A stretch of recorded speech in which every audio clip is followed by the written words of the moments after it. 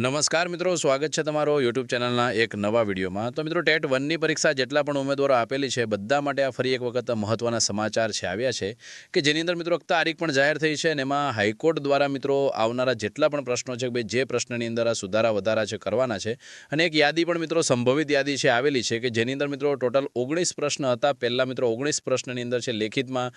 અરજી જ કરેલી હતી કે જે 19 પ્રશ્ન છે એમાં સુધારો વધારો છે થવો જોઈએ અને તમામ ઉમેદવારોને ન્યાય મળવો જોઈએ। તો 19ની અંદરથી મિત્રો 11 પ્રશ્ન છે ટોટલ લેવામાં આવ્યા છે અને 11 પ્રશ્નોની યાદી પણ આવેલી છે અને સાથે હવે નવી જે પણ સુનાવણી છે ક્યારે થવાની છે એની પણ આપણે વિડીયોની અંદર વાત કરીશું। તો ખાસ કરી જો હજુ સુધી તમે ચેનલ પર નવા હો અત્યારે જ છે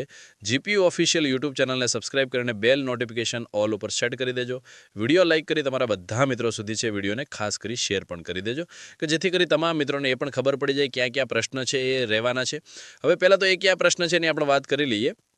તો મિત્રો 11 જે પણ પ્રશ્ન છે એની યાદી જેણે પણ આપણે આ જીપી ઓફિશિયલ યુટ્યુબ ચેનલને સબસ્ક્રાઇબ કરેલી છે એ તમામ મિત્રો સુધી આપણે પહોંચાડી દઈશું। તેના માટે મિત્રો તમારે શું કરવાનું રહેશે તો ચેનલને ફક્ત સબસ્ક્રાઇબ કરી અને કોમેન્ટની અંદર છે પીડીએફ લખી દેજો। તો ભાઈ જે પણ પીડીએફ લખશે એ બધા સુધી એમાં પીડીએફ છે પહોંચાડી દઈશું। આપણે ઓલમોસ્ટ મિત્રો જેટલી પણ પીડીએફ શેર કરીએ છીએ એના માટે બસ એક જ નિયમ છે, ચેનલ સબસ્ક્રાઇબ કરી બાદ છે કોમેન્ટમાં પીડીએફ લખી દેવાની એટલે ત્યાં તમને છે લિંક આપી દઈશું, ત્યાંથી તમે ડાઉનલોડ કરી લેજો। અને એ સાથે મિત્રો એ પીડીએફની અંદર ક્યાં ક્યાં અઘરા પ્રશ્નો છે કે જેના ઉપર સુધારો વધારો થઈ શકે છે અને એની સાથે મિત્રો તમારી જે પણ નવી સુનાવણી છે મિત્રો આવનારા સમયની અંદર છે 9 તારીખના રોજ છે મિત્રો કરવામાં આવશે, 9/36ના રોજ છે મિત્રો કરવામાં આવશે। એ પ્રમાણે પણ અપડેટ છે પરંતુ મિત્રો આ ફાઇનલ તારીખ નથી કારણ કે આવનારા સમયની અંદર જ્યારે જાહેરાત થતી હતી એના પહેલાં મિત્રો આપણે મેં તમને કાલે એક વિડીયો બનાવ્યો એમાં પણ માહિતી આપેલી છે કે ભાઈ આજ રોજ જે પણ કાલે એટલે મિત્રો આપણે કાલે જે પણ વિડીયો બનાવેલો તેમાં કીધેલું છે કે ભાઈ પાછળના જેટલા પણ સુનાવણી થવાની તે સુનાવણી થઈ નથી। એક્ઝામ્પલ તરીકે 9 તારીખના રોજ સુનાવણી થવાની તો 9 તારીખના રોજ સુનાવણી છે થઈ નથી એટલે આપણે મિત્રો બીજા મહિનાની અંદર જે પણ સુનાવણી થવાની એ સુનાવણી કરાયેલી નથી